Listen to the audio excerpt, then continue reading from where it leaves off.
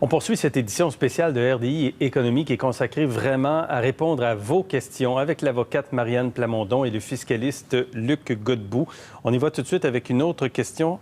Un employé qui ne veut pas rentrer au travail, est-il dans son droit de le faire, Marianne Plamondon?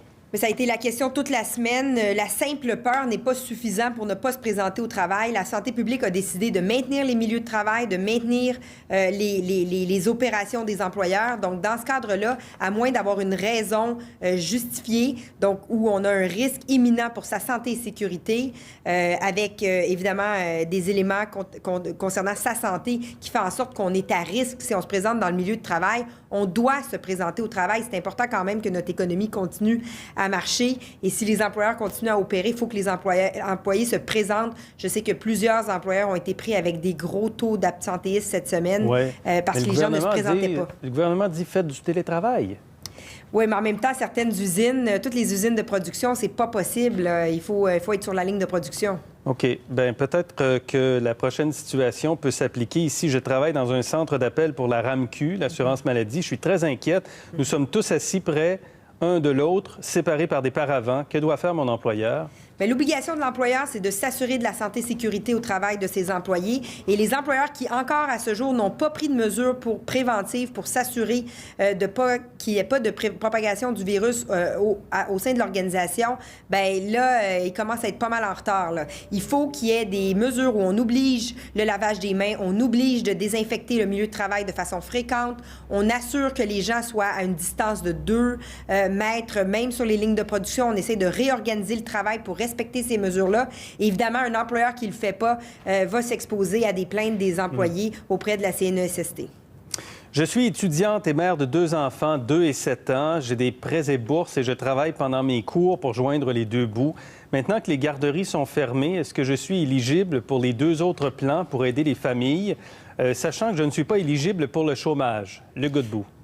Bien, ici, si la personne n'est pas admissible à l'assurance-emploi mais qu'elle doit rester à la maison pour s'occuper de jeunes enfants, elle va être admissible à l'allocation de soins d'urgence du gouvernement fédéral. Donc ça, c'est déjà une bonne nouvelle. Et pour le reste, je rappelle encore une fois, les bonifications, allocation canadienne pour enfants, crédit de TPS, je présume si la personne est étudiante, qu'elle se qualifie à ces 2 mesures-là de plein droit. Et donc, ça voudrait dire pour une famille monoparentale, encore une fois, près de 1 500 $ qui vont rentrer dans les prochaines semaines.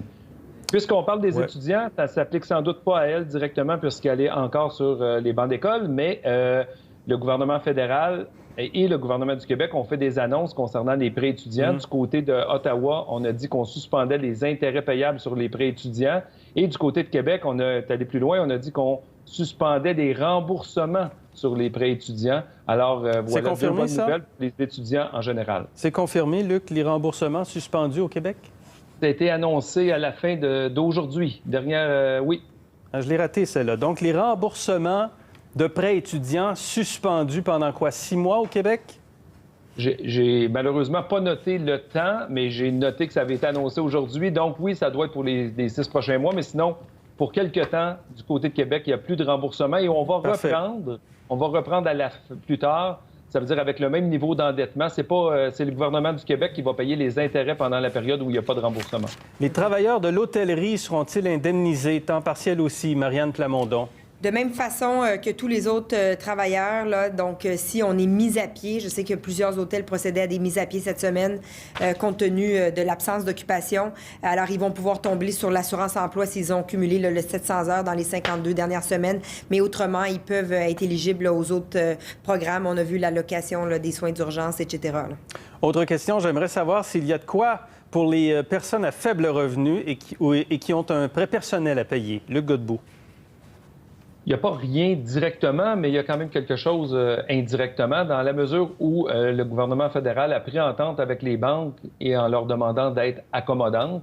Alors, c'est vrai pour les prêts hypothécaires, mais c'est vrai pour les prêts personnels également. Donc, en cas de doute, si vous avez un bris dans vos revenus, que vous êtes à faible revenu et que vous avez besoin de repousser un paiement, contactez votre institution financière. C'est la meilleure voie à suivre. Autre question, je suis un travailleur autonome. Je travaille avec Uber à temps plein. Avec la fermeture de l'école, je dois garder mes enfants à la maison. Est-ce que j'ai droit au soutien du gouvernement fédéral ou provincial? Marianne Plamondon. Alors, ils ont accès au programme d'allocation de soins d'urgence. Les travailleurs autonomes sont inclus dans ce programme-là. Je rappelle, on parle de jusqu'à 900 $ pour 2 semaines et qui va pouvoir s'échelonner sur 15 semaines. Si jamais ils ne sont pas éligibles dans ce programme-là, ils vont pouvoir se rabattre là, sur le programme provincial d'aide aux travailleurs. Celui-ci aussi inclut les travailleurs autonomes.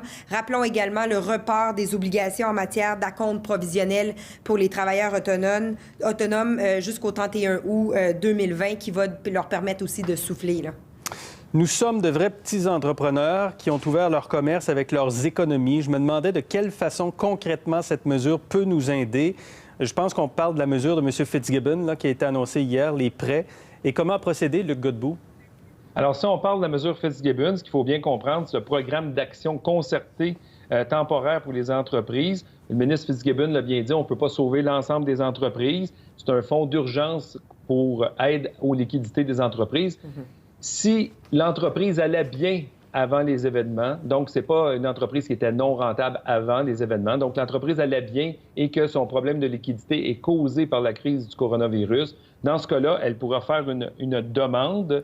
Le montant minimal de l'aide est 50 000 $ sous forme de prêt. Et là, ce qu'il faut bien comprendre, c'est peut-être le seul reproche, là, mais 50 000 $ pour certaines petites entreprises, c'est peut-être trop comme demande.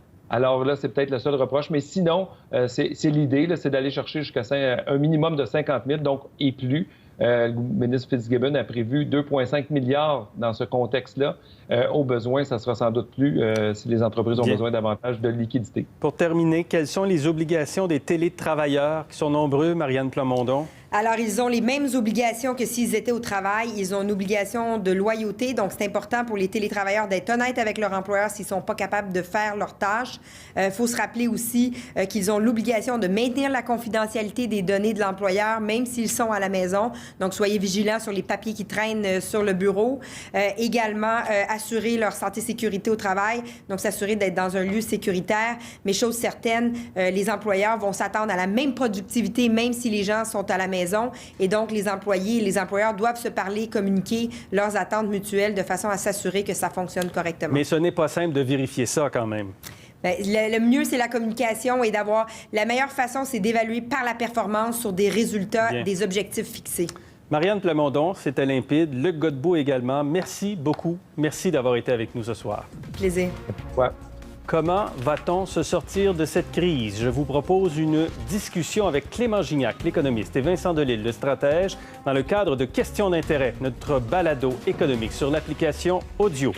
Des réponses à vos questions samedi, 17h30, heure de l'Est, dimanche, 21h30, heure de l'Est. Des réponses à vos questions, édition spéciale. Donc, c'est en fin de semaine sur